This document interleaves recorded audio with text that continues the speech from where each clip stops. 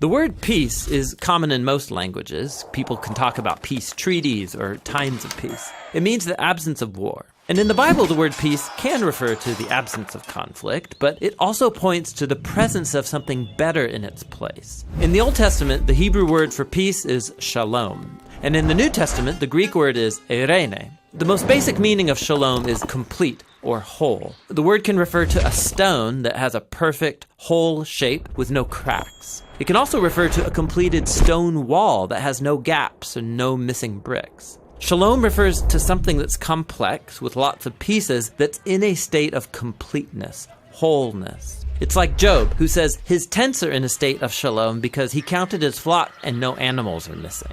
This is why shalom can refer to a person's well-being. Like when David visited his brothers on the battlefield, he asked about their shalom. The core idea is that life is complex, full of moving parts and relationships and situations, and when any of these is out of alignment or missing, your shalom breaks down. Life is no longer whole, it needs to be restored. In fact, that's the basic meaning of shalom when you use it as a verb. To bring shalom literally means to make complete or restore. So Solomon brings shalom to the unfinished temple when he completes it. Or if your animal accidentally damages your neighbor's field, you shalom them by giving them a complete repayment for their loss. You take what's missing and you restore it to wholeness. The same goes for human relationships. In the book of Proverbs, to reconcile and heal a broken relationship is to bring shalom. And when rival kingdoms make shalom in the Bible, it doesn't just mean they stop fighting, it also means they start working together for each other's benefit. This state of shalom is what Israel's kings were supposed to cultivate,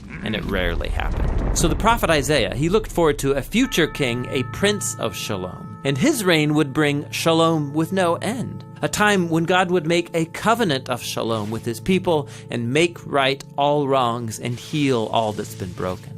This is why Jesus' birth in the New Testament was announced as the arrival of eirene. Remember, that's the Greek word for peace. Jesus came to offer his peace to others, like when he said to his followers, "My peace I give to you all." The apostles claimed that Jesus made peace between messed up humans and God when he died and rose from the dead.